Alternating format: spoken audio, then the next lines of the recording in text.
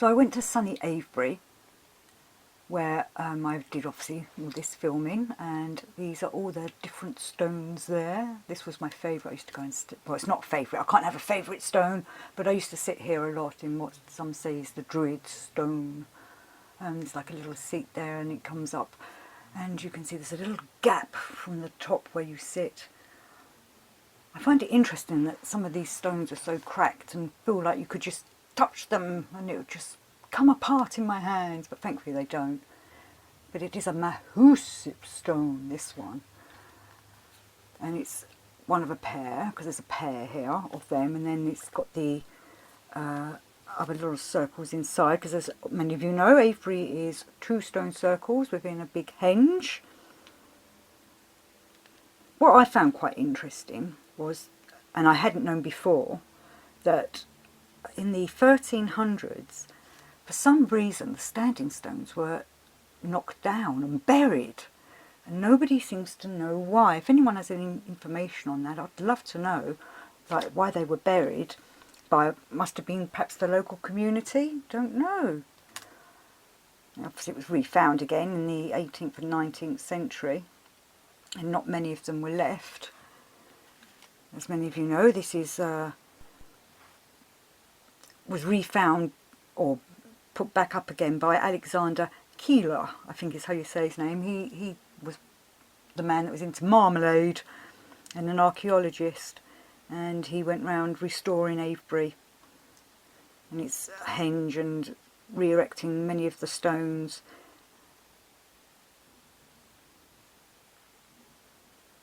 And obviously where they haven't put stones, so there's been stone markers put there instead. So, you know, I have the usual questions: who built them and why? And obviously I don't know until I built my time machine. Lots of little critters all over these stones. Snails. I found a few spiders, but I couldn't pick them up. Not because I'm scared of them, but I meant couldn't pick them up on the camera.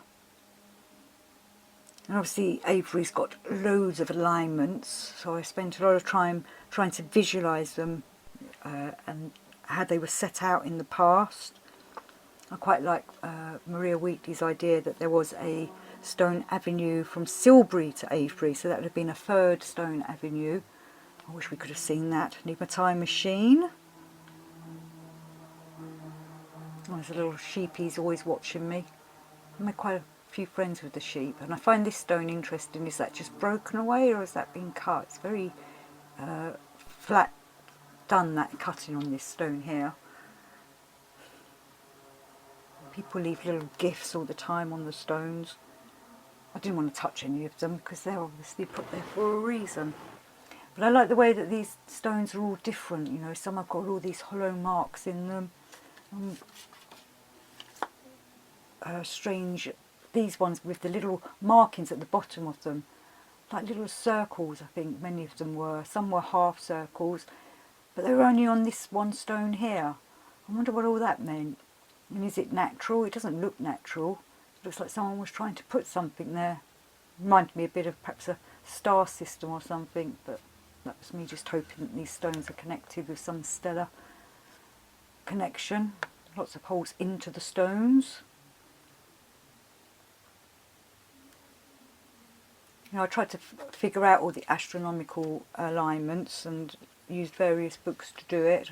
I try and go in the mornings when I've got the stones to myself, which is why I'm a bit dark in these pictures. I never saw the mist. I never got there in time for the mist all around them.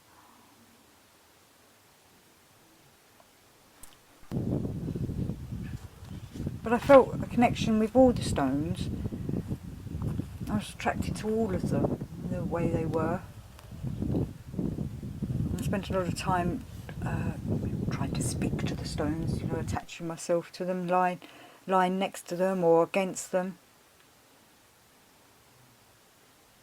Trying to feel their energies, feel their vibrations. Do they vibrate at different rates?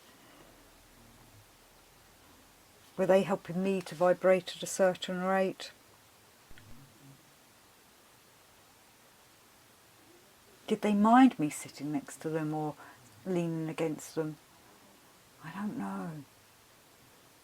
But I used to go in the mornings and the evenings, and most of these shots are early mornings. Got very busy there in the afternoons.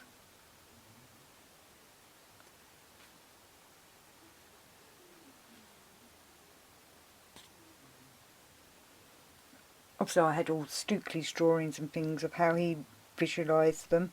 So I was trying to visualise myself back in that time of what it would have looked like with them stones everywhere. No village sat in the middle of it.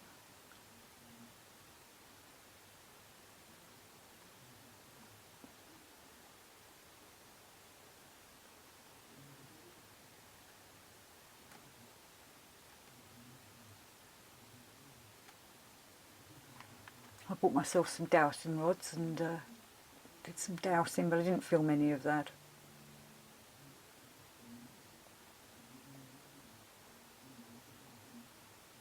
And of course Silbury Hill, lovely Silbury Hill. And this is where I had the kite flying around me. It was just amazing. Just me, the hill, the kite.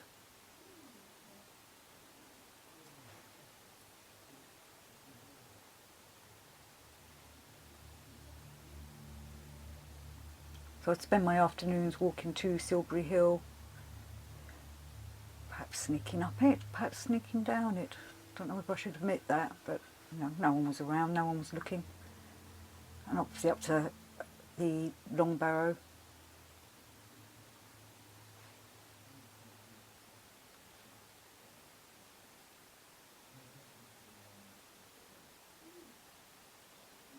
It felt like a storm was coming. It'd been hot all day. And then it just clouded over with these incredible clouds. You could kind of feel the electricity in the air. But I don't know if that was just me imagining it or it was really happening.